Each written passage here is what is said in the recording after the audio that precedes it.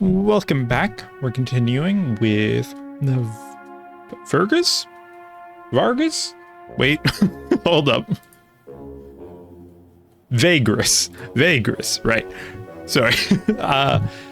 Yeah, a game about traveling as a group in a war-torn country. We are still doing the campaign, the tutorial. We just got out of Scrap Heap, and we're just going to continue. We collected a bunch of scrap metal from Scrap Heap, and we're going to Darwin? Was it Darwin? To sell. Crew management UI is now active. Click on the sheet in the top left corner to open it. Okay, the crew management window allows you to manage your comitatus. Morale is the general mood of your comitatus. If it ever drops to 1, there's a chance that the comitatus dissolves and you lose the game. You can see the current effect of your morale below the rating. Obedience indicates how satisfied your slaves are. Low obedience leads to theft, runaways, or worse. Be sure to guard your slaves with enough fighters and treat your slaves well, or punish them constantly to raise obedience. Nutrition shows you how well fed your shows you how well fed your crew is. Low nutrition incurs penalties. Extra rations raises nutrition, while starving your crew rapidly lowers it. Okay, makes sense. Vigor indicates how tired the comitatus is. Low vigor results in penalties on tests and is drastically in a drastically slower comitatus, which can spell doom quite fast. You can see the current effects on your vigor on its tooltip. Okay. Upkeep is how much you owe your crew for their work per day. You can pay them at the end of each day or keep collecting debt towards them. Consumption is how much food your crew consumes each day. A running out of supplies leads to a quick death in the wastelands. Makes sense. Workforce is generated by workers and slaves. You have to have enough workforce to cover the comitatus needs, including beasts, crew, and passengers. Going below the required number bestows severe penalties. Passengers are people your comitatus takes to their destination for rewards. You take on passengers in some events and settlements. They also consume supplies. Lizard icon. Yeah, okay. Here you can see the number of each crew and beast types you have in your comitatus. Consult the tooltip for each type to learn more about their role. Outriders are special because you need a fighter and a mount to be able to create an outrider by using the plus button. While outriders are excellent fighters, mounts without riders carry cargo. You can always dismount fighters using the minus button. For now, add an outrider, then close the window by clicking the X top right button. Okay, so outriders, we have a mount, we have fighters. We can butcher them? Oh, cool. Each riderless mount carries 30 cargo. Interesting. Haul cargo and can be used to create outriders. Type reptile. Beast of burden haul cargo. They carry 400, but they can't be turned into outriders. Makes sense. Outriders are mounted fighters, exceptionally good when attacking, created by mounting a fighter on a mount. Each outrider carries 15, so I lose half the cargo. Okay, makes sense. Fighters can defend the comitatus and attack others on your command. When fighters would be lost, and you have no more fighters in the comitatus, you start losing scouts and workers. You need 5 to be poorly defended, 7 to be partially, and 10 to be fully defended. Each fighter carries 2 cargo. Okay, so 32 becomes 15. Okay, when we combine them. Scouts can retrieve information about adjacent nodes. They are decent in a fight. They carry 2 cargo. Workers take care of everyday chores and haul cargo. They can fight, but not too well. You need 8.8 workforce from your workers and slaves and passengers combined for the efficient operation of the comitatus. You currently produce 16.07. Each worker carries 6 cargo. Slaves function the same as workers, but they have no upkeep and less consumption. You need 8.8. You currently produce. Okay. Does it state how much they are giving? I guess not. Okay, so now I have that. Oh, now I can butcher and stuff. Butcher one or more mounts to gain supplies. Will drop significantly. Liberate one or more of your slaves to gain obedience. Liberate slaves become workers. Note that the obedience gain has a diminishing return. Costs no MP if you are already camped or camping. Discipline one or more of your slaves to gain obedience. Note that disciplining your slaves has a diminishing return and may have the opposite effect on obedience. Costs no MP if you're already camping. Makes sense. So we're keen on morale. I keep saying moral. I'm complacent on obedience. Sustained on nutrition. Invigorated on, which is max of vigor. We cost 105. That's incurred, but we only cost 35, but we consume 86. Workforce 11 and 6, but we also have 1 passenger, right? It's a burden. Oh, there we go. That's where we get the work. Companions need 1.4. Workers, whatever. So they give 5.67 and 10. That's almost 1 each. Oh, because it changes based on obedience. Okay. Makes sense. Oh yeah, they have a lot of fighting power then, but they cost more. These mounts don't cost anything, of course, that makes sense. Outriders. Oh no, Outriders are 12. Versus 5. Ah, I see. 14, 2, okay. And the passenger, we have a wandering old man. That's the person that's also telling the story. Okay, that we're in. Makes sense. Okay. So good. We continue. And continue. You've run out of movement points and need to camp, ending the day. Being on the road all day, spending most of your MPs, lowers the vigor of your comitatus so that you can replenish by camping. You can also camp earlier than running out of MPs, which also raises vigor faster. Select the camp icon tent from the node radial menu of the node you're currently occupied. At the end of each in-game day, the comitatus makes camp and settles down for the night. Supplies are consumed and the movement points are refreshed after camping. At each camp, you can decide to offer normal double wages for the current day, independently of whether you can pay them or not. Double payment increases morale. Makes sense.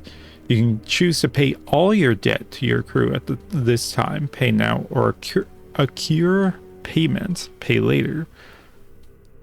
But the longer you delay, the grumpier the crew gets. Oh, okay, I see.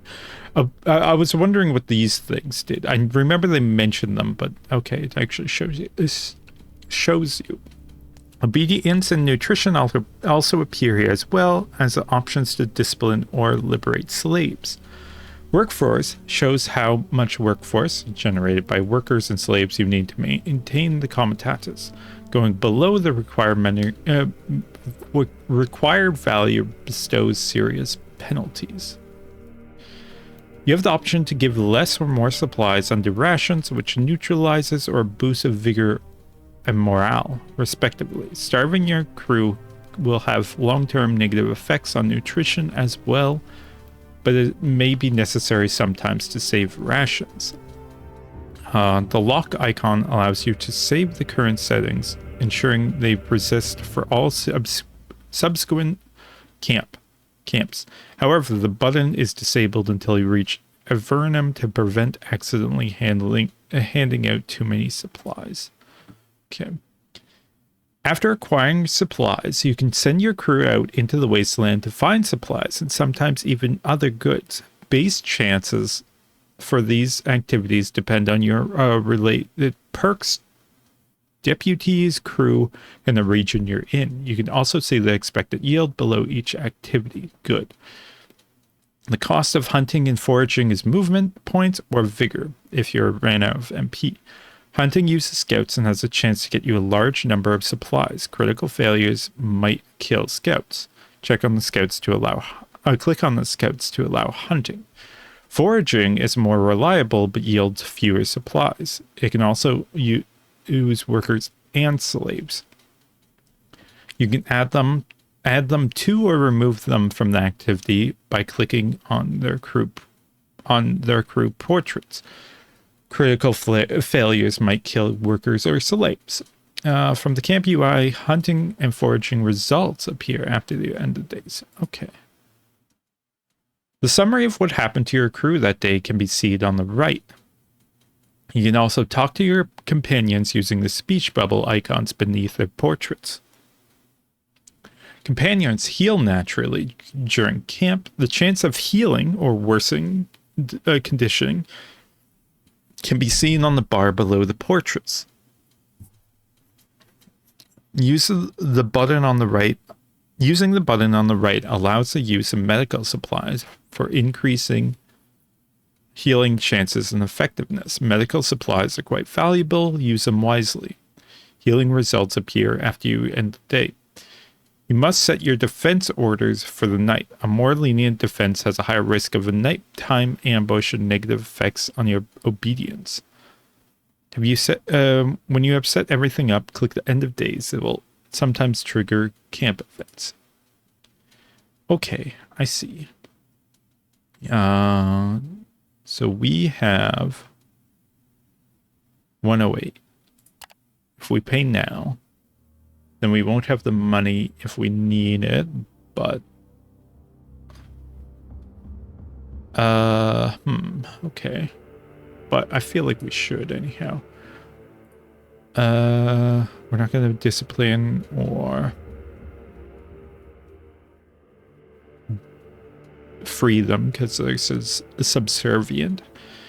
Sustained could boost rations. Well fed. Boost of vigor. +1 vigor. I say we send workers out. What's the chance of failure? Critical failure is a 7%. 0-35. Consumption 129. Feed 150% rations at the end of the day. Consumption 139 versus 86. Well, that makes sense. We're already at 9. Oh, we're already at max of vigor. So there's no point. The only thing would be increasing nutrition, but we're already at max of vigor. So there's no point. There's 13% chance of critical failure. feel like that's probably the best orders.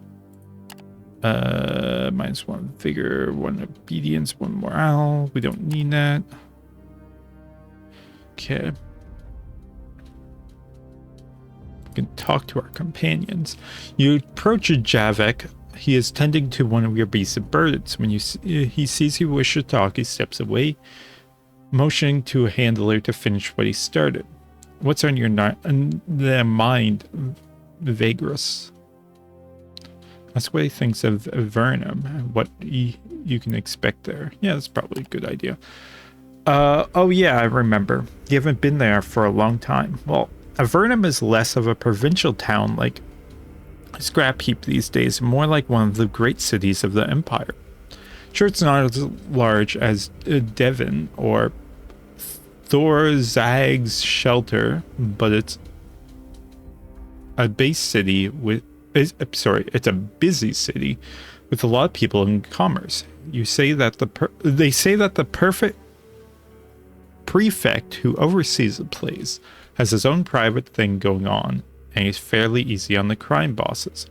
Well, at least on those that play along. Trade from the region concentrates on Avernum, and everyone wants to get their share.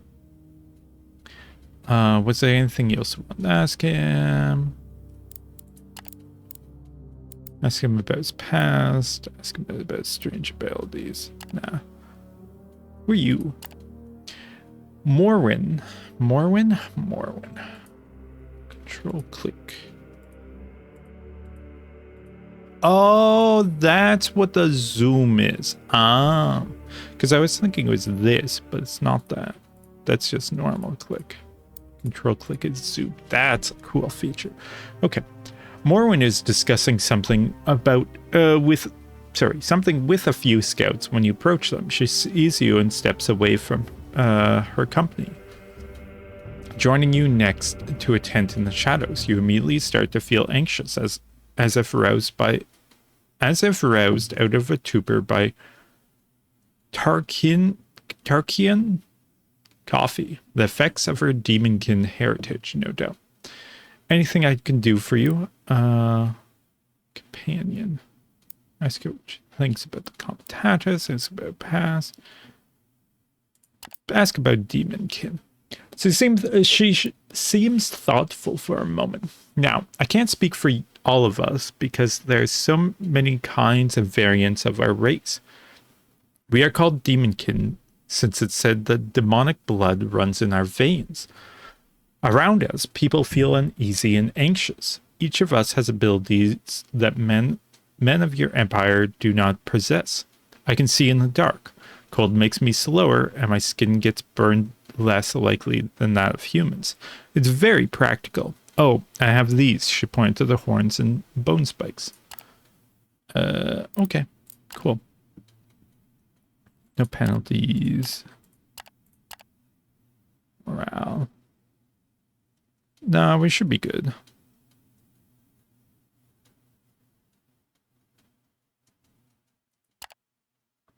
Because that boosted up, what? 15, 10, 5, 10, 5. 15, 10, 5, 15, 5. So it boosts max movement and combat strength, I think. Right? Max march. Combat strength is... Why does it move? That's annoying. Anyhow, I think we should be good with this. Hopefully our scouts don't die. Hunting, fail. No scouts harmed. Foraging, okay. So we didn't get any food. We continue. I guess we can just do 3, but whatever. Oh, we can't. What? Oh, we know this is a 3. Okay, well, do the rest. Same thing. Pay now. Oh, I don't have the money for it. No, I do. Yeah, we still do. Yeah, we're good. I won't have money after this, but that's fine. Yeah, that's fine. Fail. No scouts harmed. After a long day's march, Under bleak skies and harassed by hot winds, the Comitatus finally sails down a wide ravine. After taking care of camp chores and checking on all your comms, you go to your tent and tuck in for the night. There are benefits to sleeping out in the wasteland. The silence is quite calming, tranquil even. There, only the murmur of the distant fire-belching mountains and whisper of the winds and the occasional groan of your beast can be heard. Except something else is making a muffled noise you do not recognize. Your eyes flick open. Something is wrong. Where's Tartarus is... What in Tartarus is it now? Rise to check it out. Leaving your tent and passing the sleeping beast. Wait, that's a Roman. Or no, Greek. Sorry, Greek. Is it also Roman mythology? I'm not sure. But whatever, it's Greek. Interesting. Leaving your tent and passing the sleeping beast, you are just about to call to a guard when you stumble upon a large quadrupedal creature covered with fused bone protrusions. It is munching on supplies scattered across the ground, evidently from a torn open sack lying nearby. The creature is a Jahakra, a wasteland scavenger that hunts in packs. Before you can utter a word, the monster charges you, and out of his shadows, Morwen leaps at it, tackling it aside and cutting its hide with her bone axe in a follow-up swing. You breathe out, realizing that she has probably just saved your life. Jarvik runs up to you just as the creature backs off and lets out a long howl. There's more of these accursed things, boss. Must have sneaked past the perimeter guards. They're trying to chase them off, he blurts out. As he does, you can hear yelling and the sounds of battle from around camp. The wounded Jahakra is joined by another one from behind a cargo pile, and the two of them start circling him. Javik steps beside Morwen as they get ready for the fight. The fight tutorial. Okay. Companion combat is turn-based, where 1 to 6 enemies fight against your team of 1 to 6 companions. You can use the skills of your companions to defeat your enemies, protect your companions, and set yourself up in advantageous positions on the combat board. Companion combat is made up of rounds. Each round, all the participants take turns to act. And when everyone has had their turn, the current round ends and a new round is started. This goes on until either your companions or your enemies are defeated. Combat battle board is divided into 2 sides. The friendly side, left, where your companions and occasional allies are, and the opposite side, right, where your enemies are. Each side has a front row, melee row, and a back row, range row. Each row has 3 positions. Certain skills can only be used when standing in position in the appropriate row. Makes sense. Click on the begin fight button. The order in which combatants receive their turns is according to their initiative. At the beginning of each round, all active combatants add 1 to 6 random to their initiative to determine in what order they will progress through the round, starting with the highest initiative. The initiative order, top left, shows the order in which combatants receive their turn. Wise leaders use this information to plan ahead. Yeah, it makes sense. So we got mauled for 2. Melee skills can be used from the front row. They can only target front row enemies that are adjacent to the attacker's position, or back row. If no front row enemies, block them. Because of these rules, positioning in melee is paramount. So use Maul on Javrek successfully. ACC, or probably accuracy 80 to 100, blocks blocked 6 to 5. I don't know what that means. Crit 80s. Oh, we probably need to be under 5 to block it. Need under 10 to... Okay. Under 100. Okay, so no matter what, it was going to hit. Okay. All characters can move footprint icon to an adjacent position on their own side. If they move into position that is occupied by another character, the character is pushed out of the position it occupies and has to be moved into an adjacent free position, even to the position the other character had just left. Not only do characters in the front row prevent melee attacks against characters directly behind them, but they also make them more difficult to hit with certain ranged skills. So instead have the line of sight property. Move Morwen in front of Javek to protect him. Select the move skill. Select target position by clicking on it, and then confirm with a second click. Okay. Each companion has 4 combat skills besides move, represented by a row of icons below their name and the character information bar.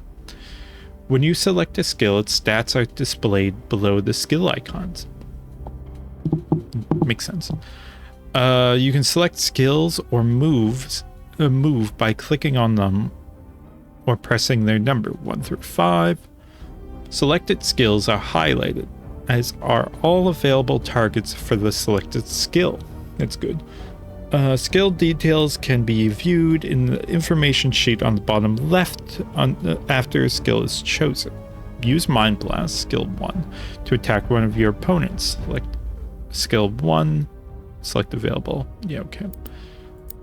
So Mind Blast. We also have Hypnosis, Receding Swing, but that's a melee move, and Promotion, friendly range. Mind's eyes can see the future ever so briefly, allowing to anticipate the foe's next move. Boost initiative, avoid, block, and accuracy. Oh, that's pretty good. Okay. It's to burn the mind. Literally frying their brain. Mind damage and incorporeal. Okay, I see. It has 3 to 4 damage, accuracy of 95%, crit chance of 10%, efficiency of enervated? Enervated? I don't know. Okay. These are the same, right? No, you have block. Oh, you're melee. No. What's the difference between these?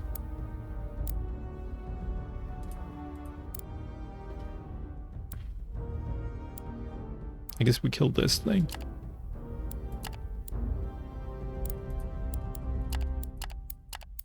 Oh, it has an act.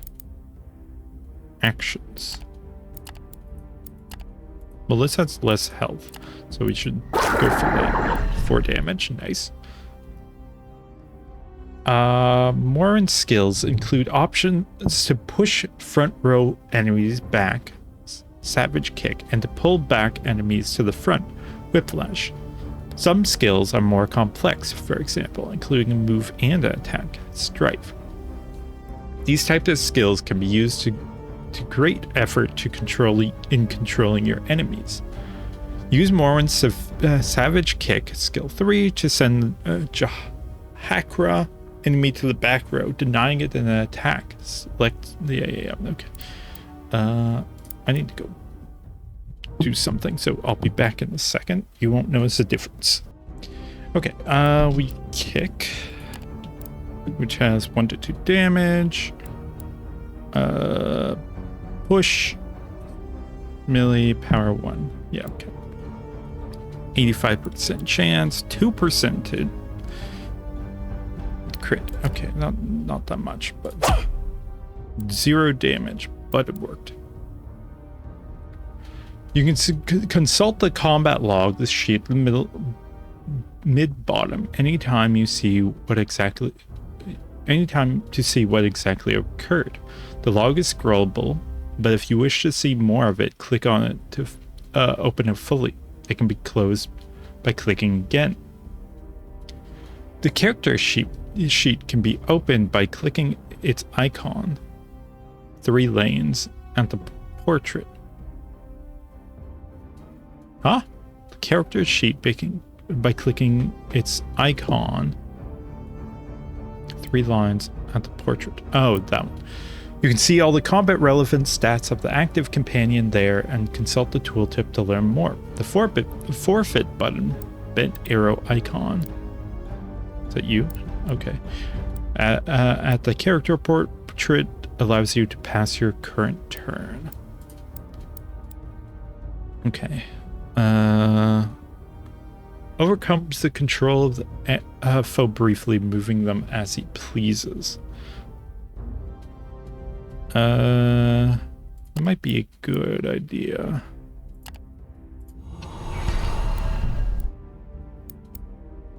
Because then we can make you move there.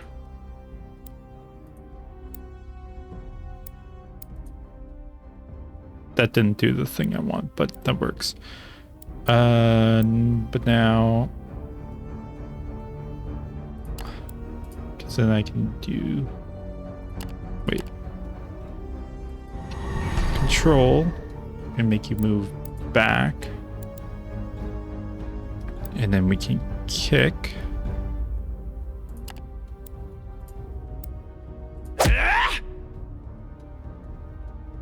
That didn't do it. Okay.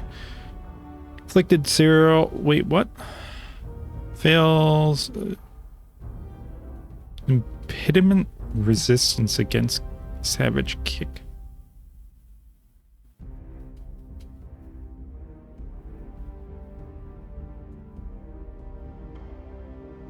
Oh, I think I kicked the wrong one. Okay, well, we just mind blast it then. Take 1. Oh, crit. Ow, ow. Okay. What was that? What happened? Mind blast. Uses pin, arm more when successfully. Fails impediment resist against pin. Inflicts 1 damage. Stunned for 1 round. She's stunned. Other one mauls. 2 critical damage to Morrowind. Okay, so we need to mind control you, get you out of here, because that pretty much makes you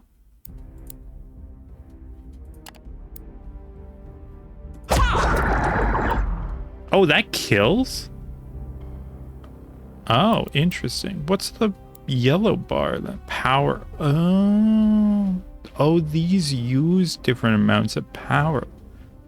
I see. 3. So you have no power. Arm. Line of sight attacks. Attacker receives. Wait, why did I get this?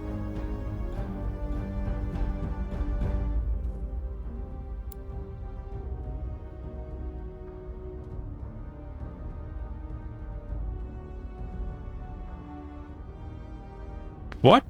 When did I get this? Use attack. Moves to top front. Oh no, that's just you.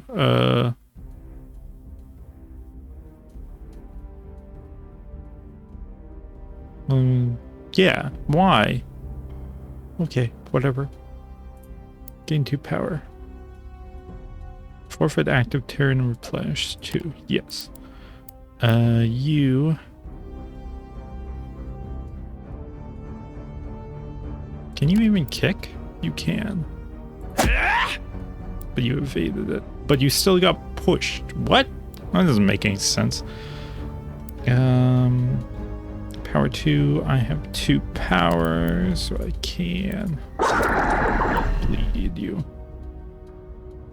And then you can just do a devastating blow. 4. Yeah, cool. So we took some damage, but not too bad, too much. The two Jahakra lie dead at your feet. Morwen wipes the foul-smelling blood from her axe blade as the guard arrives and talks to her. You okay, boss? Javik pats you on the shoulder. You nod, turning to Morwen as she approaches you. All hostiles taken care of, she says.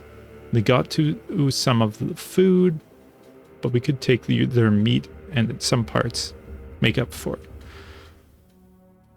it. Harvest the critters before going back to bed. Perhaps you will gain something from this land. Because we have hunting, we can do that. +2 ivory, +90 supplies, +5 hide. Well, that's not that terrible. 78. Okay. Let's see. So, not 5, 8, 10. Yeah. Chart is now active. Open it by clicking on the chart, top right corner. The chart is your tool in navigating the wastelands of Exernium and planning out journeys. You can move around by holding left mouse button and moving the mouse, and you can zoom with the mouse wheel. Your comitatus is represented by a red banner. That's us. Any discovered settlement or point of interest can be marked by clicking on their icons, including flag icon in the bottom left corner. Some which highlights them on the chart. You can have the option to navigate to the codex from the box. Mark Averna south of you on your chart and then close it.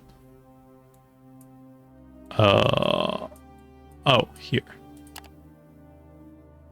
Flag. Marked locations remain remain visible regardless of map zoom.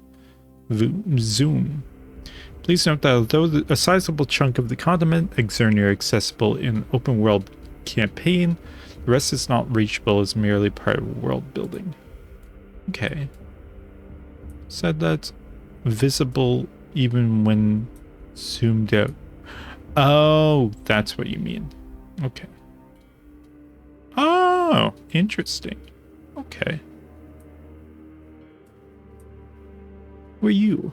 Ash, a wandering old man. Oh, he needs to go there. That's what it was. Yeah, okay. Neat.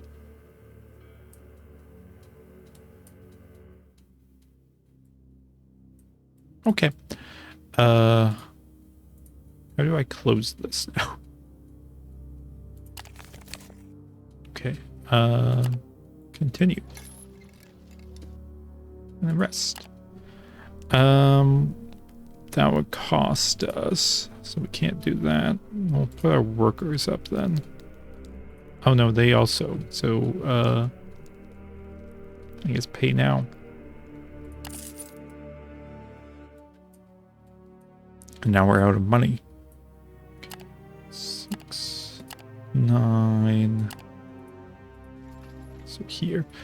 Force March allows you to move further than your maximum movement points on a given day. Force March movement uses marching MP, indicated next to your MP on the top left. Marching along paths and its cost is indicated by red on the campaign map. Although force marches get you further, use them carefully. Your crew loses vigor and even morale rapidly if you march too often without extra resting. We strongly suggest refraining from frequent force marches until you have more experience. High vigor, morale, and a well-supplied comitatus are required for force marches to have a less negative impact. Okay, well, I have no plans on using it at all. But we'll see, I guess. Well, we're gonna have to pay later now. Heal. Does it show how much they are? How hurt they are? No? That's unfortunate. Okay, well. Success for hunting, so we got food at least. And Javik healed a little bit. Okay, we'll rest there. As a common task, scaling another stretch of black sand dunes, one of the outriders you had sent out to perform your left flank rides in on the line and heads immediately to you. You can see the man is in a panic right away from the way he hops off the saddle, well, decelerating and almost falls over. Before he reaches you, your guardsmen are already setting up a defense perimeter to the east. You beckon to the beast drivers to help the line. Vagrus, they are coming. I saw them walking over the dunes. The Pilgrims are coming. A murmur of terror washes over the Comitatus. Clear your scout are referring to the last pilgrimage. It's a magical phenomenon and one of the great mysteries of Fourth Age. Originally, a group of pilgrims walking in penance to the capital. They were turned into a host of wandering specters that haunt the forsaken reaches of the Empire. Interesting. This group of spectacle horrors is known to appear out of nowhere and eradicate even large groups of travelers in a matter of minutes. Nobody quite knows what happens to those who encounter them up close, as no one has lived to tell the tale. Some reckless people have reportedly tried to take a peek at the otherworldly wayfarers, but during your many years as a Vagrus, you've never met any such person whose story was credible. You knew all too well that if your outrider tells the truth, and you see no reason why he wouldn't, the only chance of survival is for all of you to run or to hide. Try to find a place where you can hide from the last... Now make a run for it. You turn the whole Comitatus around and make haste westward at the right angle to the speed direction in which the pilgrims are reportedly moving. After an hour of hauling, you make the line stop. Scouting parties you have sent out saw no sign of the spectacle menace, so you turn back and reline with the original direction you were traveling, heading southwest. You lost a lot of time today, but at least you can say you came fairly close to the last pilgrimage and lived to tell the tale. Carry on your journey. -4 movement. Okay, well. Go here, I guess. Rest. We won't be able to hunt, but that's okay.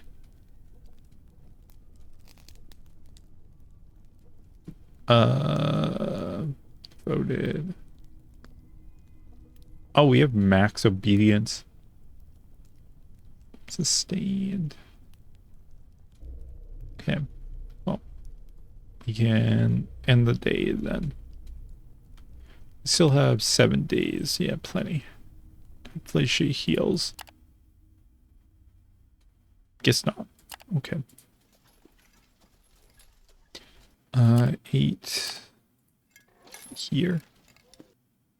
And rest. We can go for food. 100% nothing. Okay. I guess there's no food here. Okay. End the day then. Nothing happens. 7:10. Yeah, I guess we'll go here. The Comitatus climbs the last black dune and comes to a halt on your mark. Standing on one of the carts, you spy the horizon carefully before hopping down and converting with your most trusted. Ahead looms the voiceless lake, a place of deathly quiet and utter peril. The lava flows of this particular tendril of the molten tongue. The lava flow of this particular tendril of the molten tongue cools down here just below a tough shell of dark rock, covered by steaming water. Yet the shell is not solid enough in place. It can crack in the blink of an eye and open under one's foot, leading to a sudden scalding death. There are ways to guess where it is safe to cross, but it has to be done slowly and attentively. Your scouts know their way around here, but because the lava changes constantly beneath the shell, they have to rely on finding a new way through each time. The lake is voiceless because everyone has to keep completely quiet. That way, one might hear the shifting lava and the cracking shell just in time to avoid disaster. You lieutenants agree that crossing over to the far side of the shell is still better than going around and into Arenas Negras. However, especially after coming so close to the last pilgrimage a few days ago, nobody in their right mind would go near the place. And so you are stuck with the plateau surrounding the voiceless lake. The Comitatus attempts to cross over the other side, high chance of success. Oh, we don't have Scoutmaster, but navigation and 30. Success. You rolled 56 out of 100, so we guaranteed to. Oh no, equal to or below the test difficulty value of 78. Never mind. Going step by step, listening carefully to any telltale sales while sweating profusely, every member the comet has managed to make it through. Wouldn't be of the Comitas. After hours that felt like days, you can turn away from the cursed lake and head southwards. The crew becomes animated as you leave the perilous plateau behind, even joking among themselves about the conspited silence back there. You leave the voiceless lake behind. +1 morale. Nice. Other than we already have high morale. So, yeah, we can go here. Just as we were about to leave that damnable lake behind, we heard it. An abominable shriek pierced the air and made us gasp. It came from behind some hills nearby, coupled with the ruckus of battle. The armed women and men, the Comitatus, looked at their Vagrus questioningly. Scouts came running towards the cart line as they were about to enter the badlands south of the lake and hear what could only be described as paralyzing howl accompanied by the unmistakable sounds of battle. There's a battle going on, Vagrus. Just beyond yonder hills, the scout points southeast. Some armed folks are being attacked by bloody undead. A murmur rushes over the crew, and many of them ready their weapons, not to give aid to the fellow travelers in dire need. In dire need is believed to not to give aid to fellow travelers. In dire need is believed to attract dire peril onto yourself. That sentence is weird. Besides, it would be better to fight the undead together than alone. If it comes to that, the tension is rising with each passing moment, with everyone watching you, waiting for you to give the order.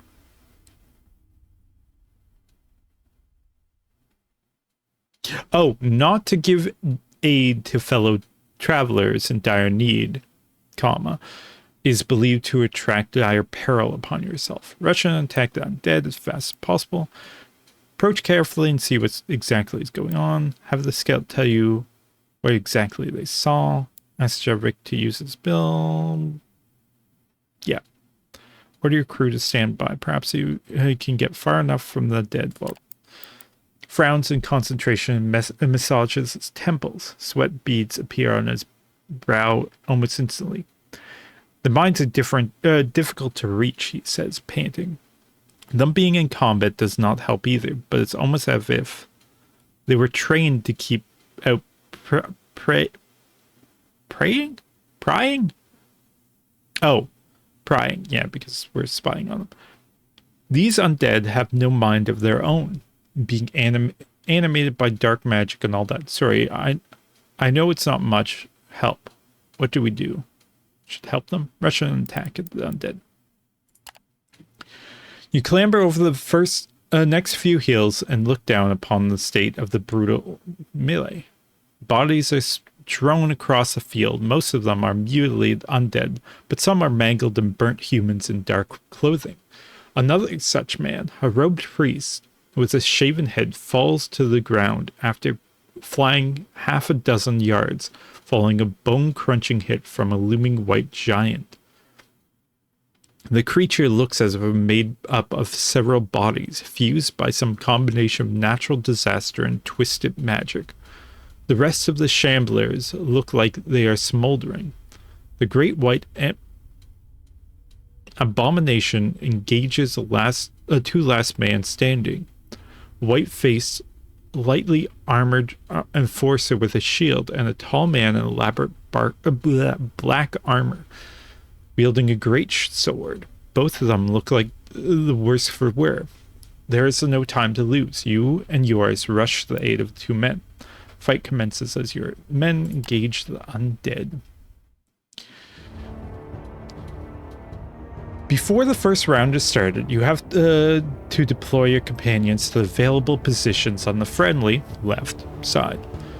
You do not need to deploy all your companions. Sometimes it's best to avoid sending a wounded companion into battle or simply to leave some space to maneuver. Before deploying a companion, you can switch between their defense mode, block or evade. Oh, that's what the icon is. Okay. By clicking the defense mode button, shield icon, next to the portrait. Defense modes are set to the higher value mode by default. You can see by the top right section of the deployment window to save 3 deployment templates. You save after selecting a template number that you can use later by selecting a template number. Okay. Yeah, you see. You can deploy a companion by selecting the portrait from the roster and clicking on an empty position or dragging it there. Revert a deployment by clicking on the base of the character. Certain companions may have different deployment conditions. Hover over their portraits to learn more. In this fight, some allies are already deployed, and you will take control of them, but you cannot change their deployment. Morwen is useful in the front row, while Javek's abilities favor the back row. When you're done deploying, initiate combat by clicking the begin fight. Okay. That's not what I want. Javek should be here. You're almost dead. Can I move you? No. Can I look at your abilities? Kinda. Yeah, I know. Why is it? Okay, whatever. 200's above, cleave. Your melee. That one's ranged. Self. Your melee, okay. I guess you're there. You're almost dead, though. Can I swap? How did I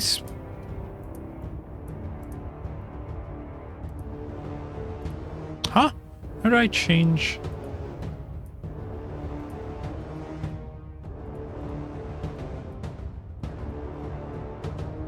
It said that I could change how to change their attack style.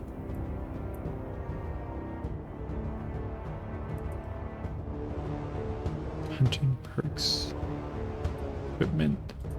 Oh, I have a luck talisman. That's good to know.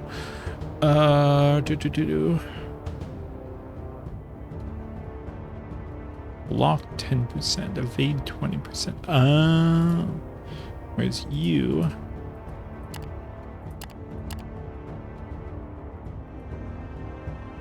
are 18 and 5. Okay, so evade is better. Cool. You're big.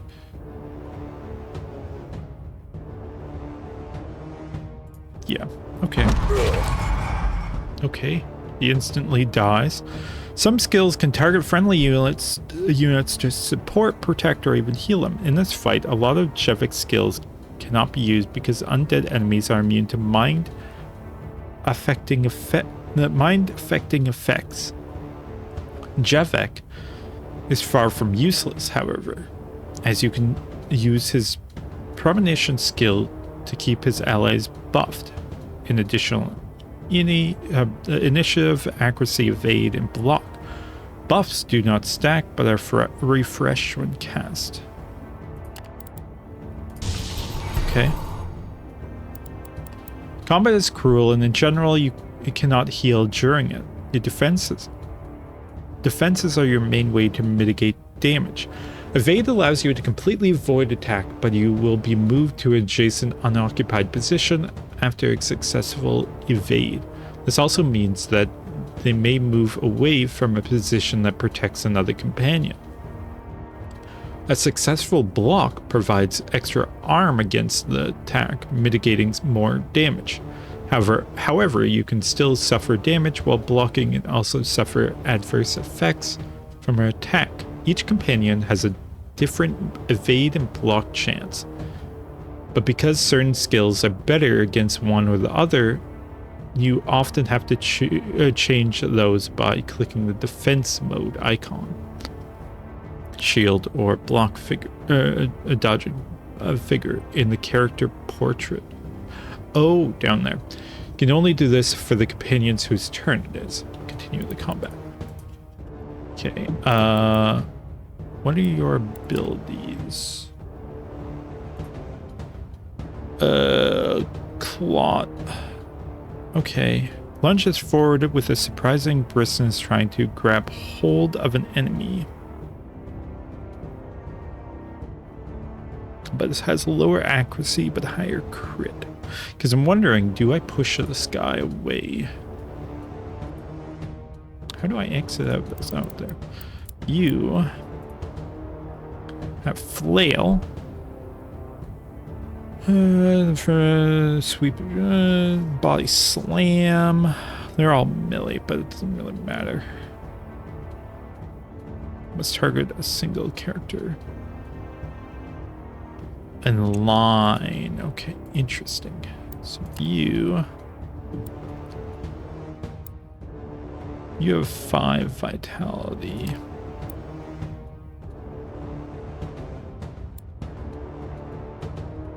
What do you do?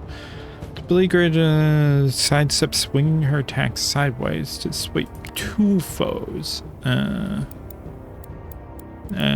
really help me. So I guess we just smack 3. Sedaris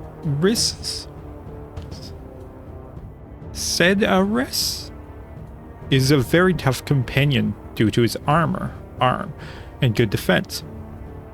His skills also include a support skill that enhances stats.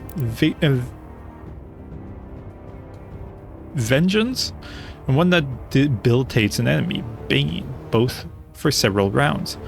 Some skills can affect multiple targets.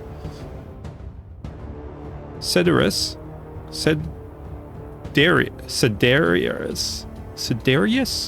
Cleave deals less damage than a single target, Unholy Strike, but targets 2 enemies that can stand side by side. Use any skill. Okay.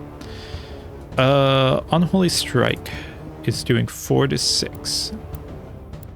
I can't do that because I'm not there. Cleave does 3 to 4. So this is probably better, technically.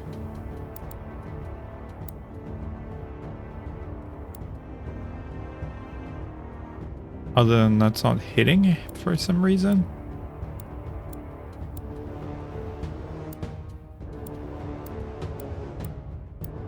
Okay. Bane, malevolent power of Surgrod? Surgrod curses the enemies of his Lyle servants. Incorporeal. Not negatives 30 accuracy. That's pretty good. I'm gonna do that. Nice evade. Okay. You, the Vagrus, may not take part directly in companion combat, but does also mean you have no means to influence it. Many of your leadership perks allow you to use resourcefulness in various ways in combat. Whichever you have unlocked can be found on the leader medallion in the form of buttons along with the main menu. 3-line button. Consult their tooltips to learn what to use them for. You have 2 options for now. Aid, which allows you to revive downed companions. The button is only active if you have a downed companion. A companion is downed after losing all their vitality. They are not removed from combat, but they cannot act and have to be protected, because if the downed vitality is depleted, they become severely wounded. Downed characters also do not provide cover from line of sight attacks to those behind them. Inspire, which gives a substantial defense boost to a target character for 3 rounds. Use Expire to give a character additional defense. Okay, I guess we can do that. Inspire. You're already buffed up a whole lot, but we can buff you more.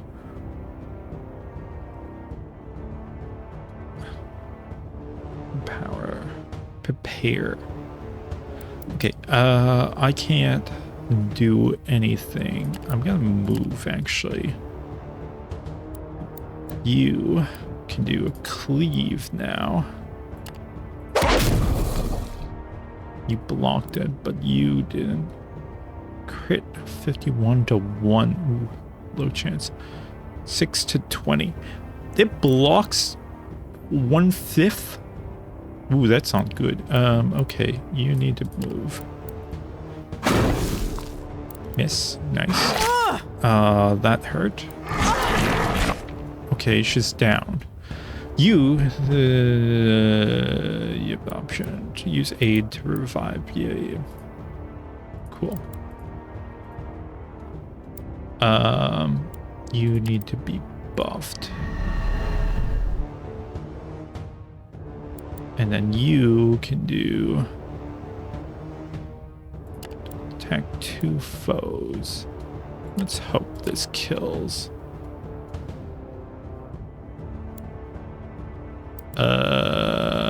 Yeah, you can move this way. Nice. So there's only you. We cleave again. And we miss both. That's good. Okay. She evaded twice and got back into position. Nice. We can buff you. You have a buff already, but this resets it. Then we can do that.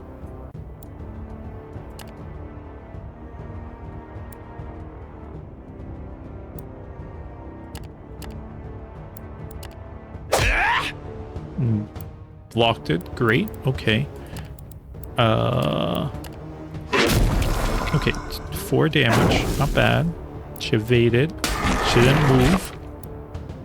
I don't know why she didn't move, but okay. Okay, then you can just kill this thing. Cool. Dead. And then you can start doing... Do you still have... No, that's a debuff.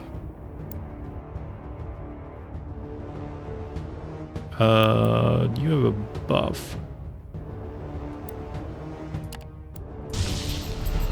I'm gonna debuff you. That doesn't work. Resist magic effective Bane. Okay. Oh, now he has no power. But he can still strike. Okay. 2 damage. Ugh. Health. Okay.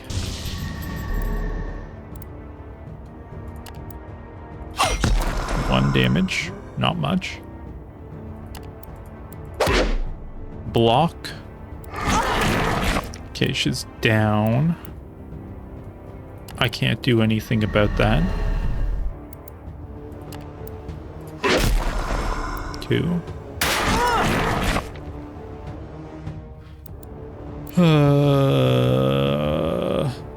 Can I move her? I guess I can.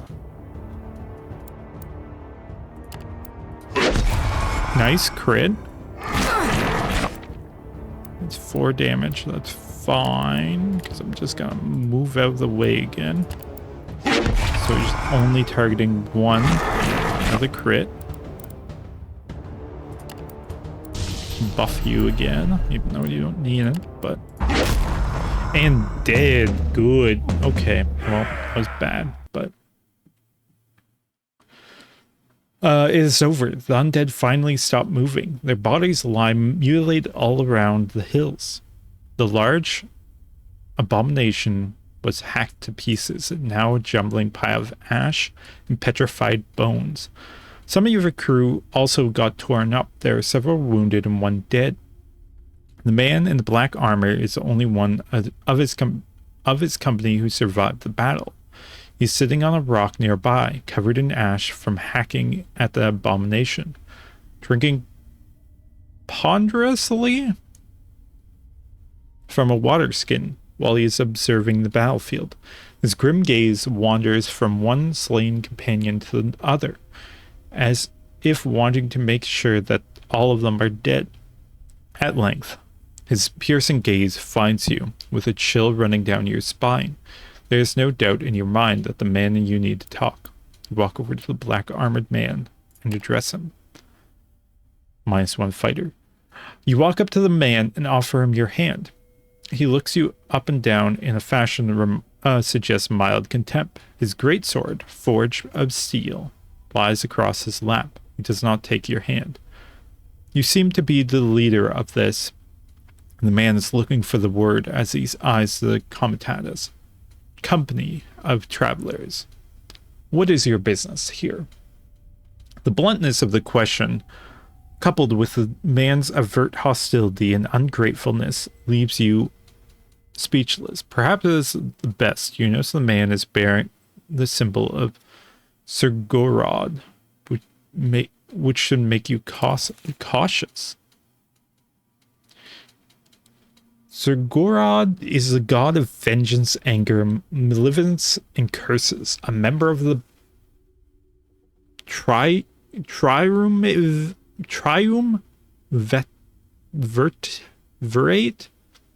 He's one of the 3 gods of the Emperor's official religion.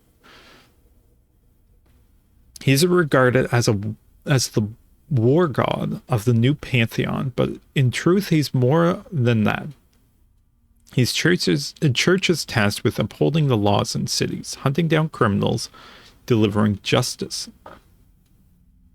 This gives the Surgorodites unprecedented power that is often abused. Most people who serve in wars or come into contact with justice calls upon the god of vengeance. And of course, someone who has a grudge too. Okay. We'll learn about them more later.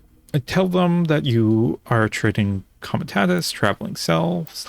Tell them only that you are a traveling companion. Tell them it's none of your business. Tell them that you should be thankful. No, we'll tell them the truth. I see. So you are turned up here is a matter of utter coincidence, I take it. When you assure him it is, he narrows his eyes and pierces you with his gaze. There is a tense moment that seems to take forever. Forever. You are truthful, Vagrus. Commemorable.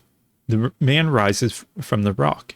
He towers over you now, and it dawns on you that the war gear he carries makes him either a very rich or a very powerful person in the metal-starved world, or both. I'm grateful for your assistance in this skirmish. Late as it was, he says, turning to look at Javvek, who appears at your side and bows his head to the man. Without acknowledging your friend or his greeting, the armored fellow turns to you again. My name is Sir Darius. I'm a knight of Ordis Negris Solaris. Order of the Black Sun? I think? Order of the Black Sun is the most and foremost Emperor knightly order of the Emperor and one of the religious orders called the Pillars of the Empire. Volcamus Imperium. They worship Sir Gorod and Ashkol, being proficient in both the god of vengeance, military prowess, and the king of death's necromancy. The knights are picked from the best soldiers, nobles, and warriors of the realm to serve without question. After they undergo rigorous training and mystical initiations, these deadly dark knights serve by guarding aristocrats, aiding military exploits, and hunting down the enemies of the empire, foreign or domestic. Due to the order's official status on inquisitors, investigators, and executioners, they can go to as they please and interrogate who they wish, a power that most of them gladly abuse for the good of the emperor. The knights are also very rich, which is mirrored in their gear forged from black metal. Interesting. By aiding me, Vagrus, you have aided imperial law. You must have some questions of your own. Now's your chance to ask them. Best not make him wait. So Darius stands before you, head cocked to the side, his blade resting on his shoulder, awaiting your question. Ask him about the fight. My company was drawn here with a false promise of finding the hideout of enemies of the Empire. Instead, a large group of undead surrounded us, most likely drawn here by some vile trickery. We had to fight for our lives. You arrived towards the end of a drawn-out battle and saw my last companion's fall. We fought with Sir Gorod's rage and with the Emperor in our hearts. But there's just too many of the shamblers. Looking around, you now realize how savage the confrontation must have been. Dozens and dozens of undead lay all around the field, and only half a dozen Sidarius's dead companions. Was there anything else you wanted? Ask him about his companions. My companions lie dead. There's nothing else you need to know, save only that they were all dedicated servants of the Empire, who did not flinch in the face of the ultimate adversary. They were all members of the Church of Sir Gorod, of my order. I led them here in hopes of hunting down traitors, but they were betrayed in turn. I will not rest until I avenge such treachery. He grits his teeth so hard you are afraid they would crack. There is an unholy light in his eyes for a brief moment. By the grace of the Triumvirate, I now have the opportunity to do so. Is there anything else you wanted? Trap sprung. Okay. Ask him about what he's doing here. I and my companions came here in search of enemies of the Empire to smoke them out of their hideout here in the wilds. It was supposed to be the last glorious battle concluding a long investigation that took months. As you can see, it went down quite differently. It is now my assumption that we've been betrayed and traps set for us. The traitor who we were supposed to apprehend lured us here along with those undead and hoped to see us all slaughtered. Sir Gorod, however, in his endless salience, saw fit to grant me an opportunity for retribution. Rejoice, Vagrus. You have been an instrument of the divine, sent here by Sir Gorod himself to aid me in my quest for vengeance. Okay. Asking what he plans to do now. I tend to return to Avernum. I have to debrief my superiors there of what happened today. I also want to look more into the lead that ultimately brought me here. Sidarius fixes you with his gaze. Your destination does not happen to be Avernum, does it? You can't help but tell him the truth. You are too well aware that lying to one of the Knights of the Black Sun is high treason. It is the first time you see Sidarius' malevolent smile. Good. I shall join you for the journey. A rare funds teaches us to share the burdens of the road. Ara funds? Era funds? Now tell your men to pile up the bodies of my companions. Burning them without the proper rituals is not becoming such heroes of the empire. But we have no time for much else. Also, gather all their belongings while you're at it. Make it happen, Vagrus. In the meantime, someone skillful enough should take a look at my wounds. You're about to leave to give the orders when Sidarius calls after you. And just so everyone knows, the danger might still be looming over us. The traitors, who I was supposed to find, must be around here, keeping a distance. They surely would have finished me off had I managed to conquer all the undead by myself. I doubt they are going to make a move now that you are here, but who knows that what their desperation will drive them to. Though your crew does not like to be ordered around by a stranger, they too agree that the slain should be tended to. The pile is burned and the cart line is ready to leave in an hour. It seems you have to take Sidarius to Avernum. Sidarius joined your comitatus. As the comitatus is crossing into the Badlands, you climb on the cart, while the resting Sidarius is sitting in the back. You can see he's holding something small in his hands and observing it attentively. This is a fetish charm, one of the kindly sisters and the disciples of Ashkal used to attract the reanimated dead. The knight tosses you a small bone charm, complete with arcane writing in black ink and some teeth they attached to the centerpiece. I disabled it, do not worry. These filthy traitors may have used a stolen charm to ensnare my contingent, but I am still an anointed in the faith of Ashkal, and I swear that they will suffer for this atrocity. You give the charm back to the knight. There's also the matter of the belongings of my fallen comrades. I expect you to hold on to them until we reach Avernum. We'll discuss them there. You nod and turn towards the horizon. Whether you like it or not, you are bound to the knight for the next few days to come. You travel on towards Avernum. One Surguradite arms, which I guess is the Dark weapons. Knight joined us after we rescued him from the clutches of the mindless undead horrors that slaughtered his companions. He was a grim sort, displaying no gratitude or companionship. Yet we were stuck with him, for a lawman such as the knight could make his dreadful will ours by command.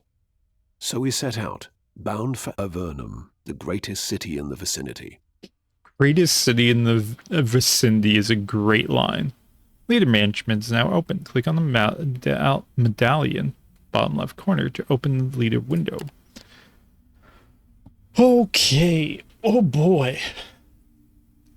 The leader window allows you to observe and interact with your character, the Vagrus. Your current insight is displayed on the top right. Insight is gained mainly through events and can be used to purchase perks and other improvements for the Vagrus and to your companions. Perks are abilities that have levels and are used in various situations. Initial and maximum perk levels, as well as available perks, are specific to each character. Attributes and professions are used in events, though most provide bonuses elsewhere. You can find more information below about each of those by clicking on their name. You can purchase any number of perks if your insight allows you by clicking on the empty slots next to each perk representing its next level. When you want to finalize a change you've made, use the confirm button, bottom right. You can undo a change by using the revert button, left. Purchase the prepare and leadership perk.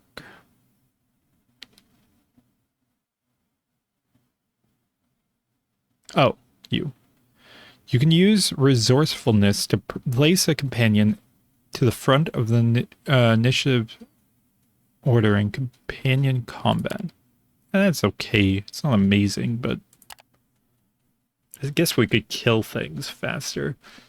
Leadership perks are perks specific to the Vagrus. Each of them lets you use resourcefulness to boost your action in a certain way when unlocked. Consult with their descriptions to learn more.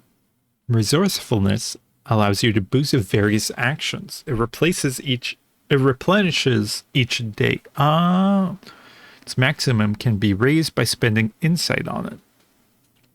What you can spend resourcefulness on depends on your unlocked leadership perks.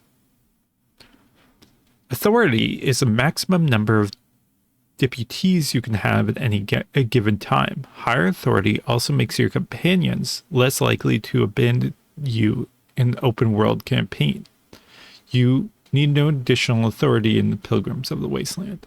Click on the helmet icon on the leadership medallion to navigate to the companions. The companion pane allows you to view and manage your companions, characters that can join you in your travels and serve you in various ways. Their stats are displayed on the top left. Consult tooltip for each to learn more, while their combat skills on the bottom right. Yeah.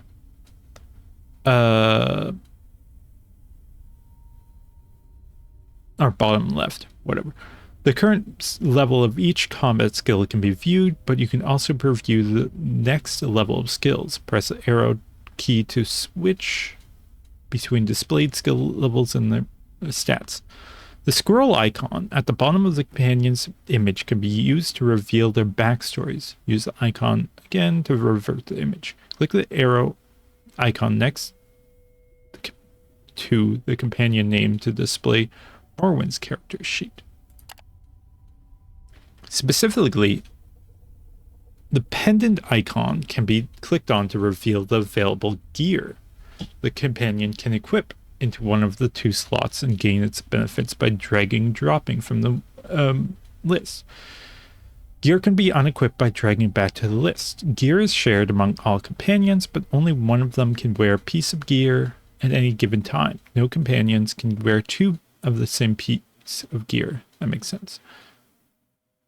Oh, you can't wear the same one. You can equip Morwen with the luck talisman gear. Then click on the laurels at the top of her image. This is a prowess window, where you can upgrade your companions. Prowess is the general power level of the companion, ranging from 1 to 9. Each unlocked level of prowess gives the companion an amount of proficiency points that can be spent on upgrading their perks. Raising prowess costs insight from the leader. Click on the next prowess node and confirm and unlock it. In the main campaign, levels 4, 6, and 8 of prowess can only be unlocked after the companion's storyline progresses beyond a certain point. In Pilgrims of the Wasteland, companions can be upgraded to the 3rd level, prowess level. Okay. Perk descriptions and proficiency costs can be observed by clicking on their names. Deputy perks, combat traits. I lost my point. Combat traits and combat skills are unique to companions.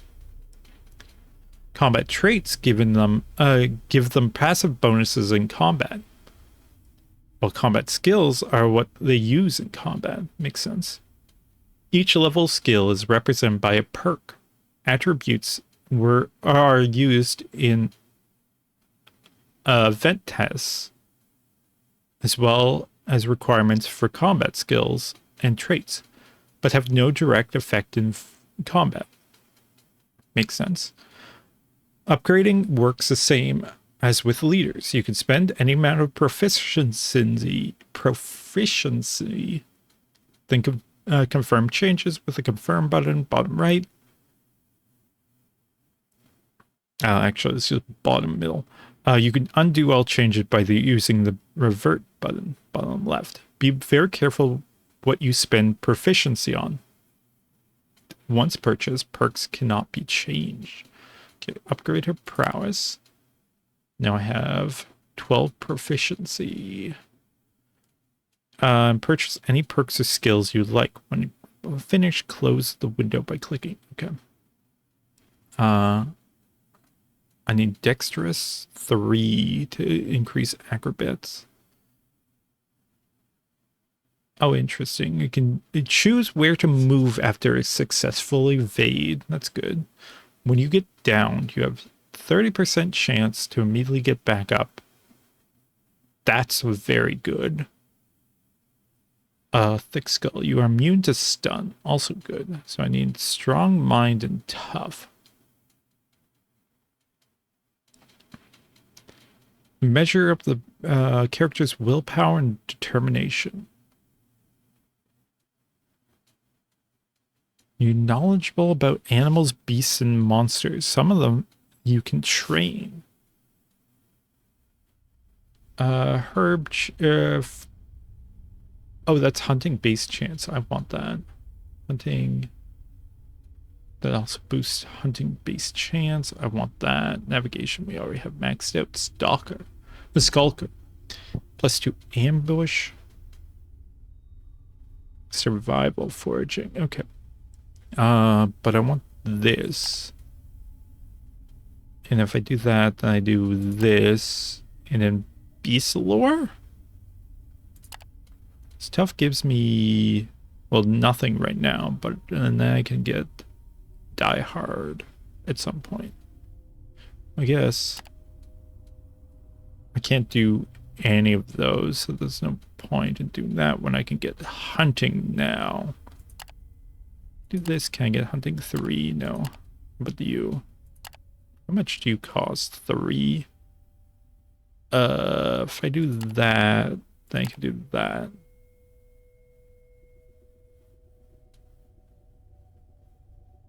Yeah, let's do that. Confirm, then click that X at the top. Okay. Then we go here. Camp. We lost one fighter, but that gained you. You're fully healed now. What's your... You're severely wounded, right? I have 1. Yeah. You have 6. But you're maxed out. Okay.